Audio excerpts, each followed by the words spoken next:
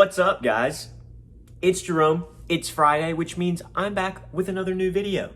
Today is the first day of 2021, so give yourselves a round of applause for getting through the nightmare that was 2020.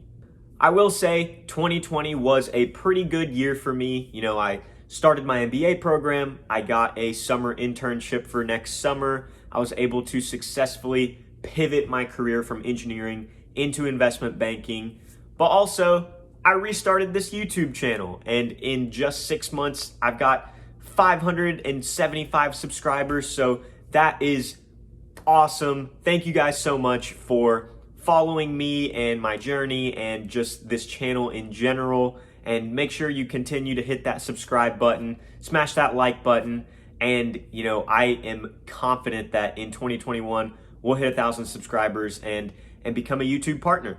Now, as you've already probably seen from the title of this video, today I'm going to be unboxing the Sony PlayStation 5.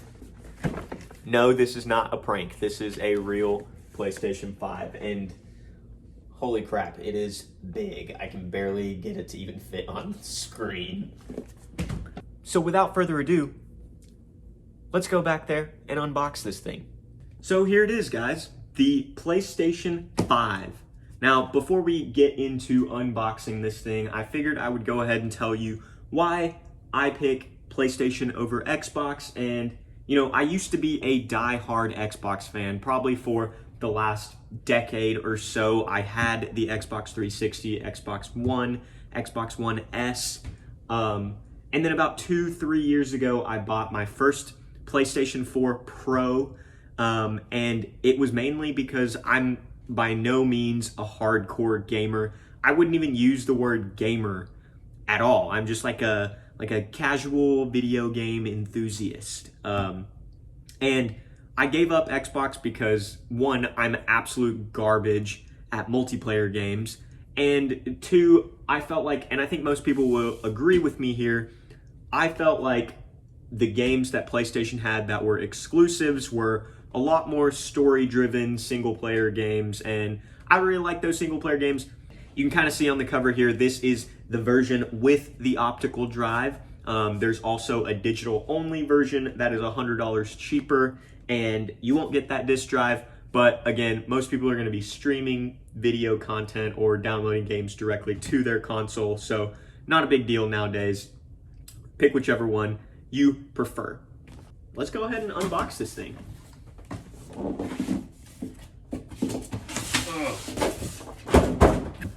All right, so when you get the first box out, you're greeted with a second box with that classic PlayStation logo that we all know and love.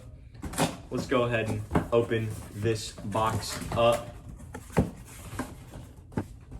So I'm just gonna take this entire compartment out first. You're gonna get this big old compartment of stuff. First things first, you've got your PlayStation safety guide and the quick start guide. We don't need those, so let's just throw them away. Then you've got the most important accessory, the power cable. Need that, make sure you keep it handy. You've got your controller. Let's just set that to the side for now. Take this piece of cardboard off, and you've got some more cables. Looks like you've got a USB-C charging cable. That's going to be for the controller. And of course, an HDMI cable so you can see what you're doing. And this thing is a stand for the PlayStation. So if you guys have seen the photos, or you'll see here in a second, this PlayStation actually doesn't have flat sides. It's meant to be stood up vertically.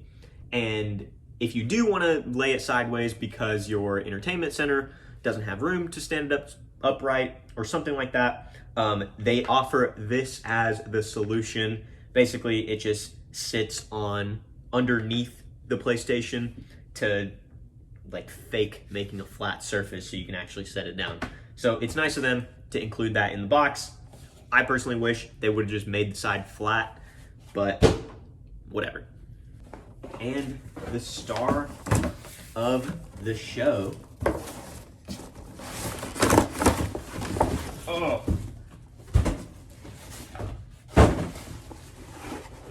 Let's get this stuff over here.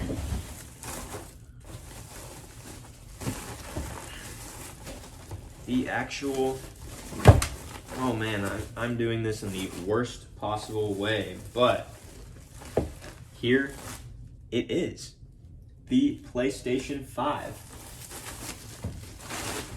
So let's get some of this paper out of the way. So as you guys can see, this is pretty freaking tall. Now before we turn this thing on, we can't forget about the controller, and kind of just having it in my hand for the first time ever. This controller honestly feels really, really good. Like I said, I used an Xbox for the last 10 years or so, and I always really liked the Xbox controllers. The PS4 controller was just a little too small for me. I think I've got pretty big hands, so it was just a little small and didn't ever feel really comfortable. But this one feels great. So I'm glad that they made the controller a little bit bigger. Let's go ahead and turn this thing on and see what some games look like.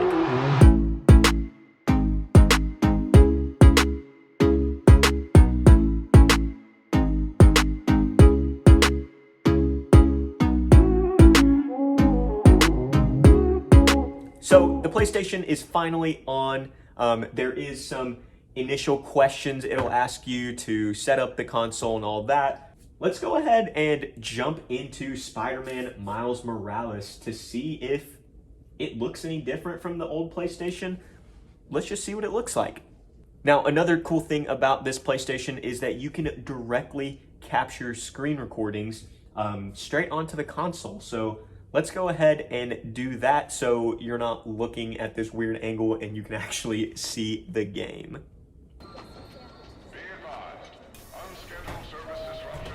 So far, the game looks great.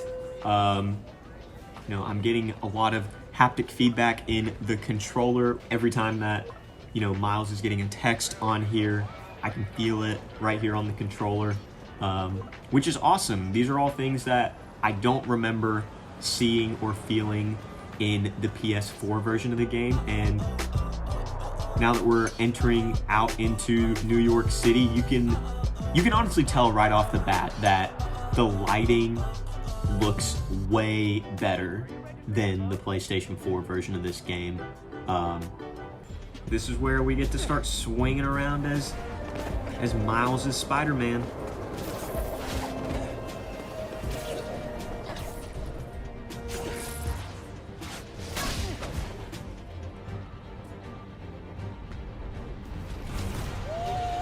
I will say, first impression, the haptic controllers, while they are really cool, a little strange, I would say. Kind of a weird feeling if you're not used to it. It also sounds like the controller itself makes a little, spider web sound as you're flying through the city, so that's neat. But yeah, just kind of first glance looking at this, I'm sure, it'll get way cooler once we actually start getting into the game. But this is more of just my initial first impressions. Super excited to play more of this game and just other games on this console. But I will say that's probably the biggest problem with this console. The fact that there's not a lot of games out right now for this console. Really, the only game that you would even consider playing or is a must play is the Spider-Man game, Spider-Man Miles Morales. But other than that, there's really not a lot of options out there right now. Obviously, in the future, that will be fixed and we'll have more options to choose from. But for right now, there aren't very many options. And I think that is a big issue for a console at launch. But that's basically it, guys. This has been my unboxing and initial impressions of the PlayStation 5. Honestly, super excited for it. Super excited to play the games. I know they've been very difficult to find, but I think now that we're in 2021, now that the holiday season is over, they will be a lot easier to find going forward. So thanks for watching this video, guys. If you enjoyed the video, please smash that like button, subscribe to the channel.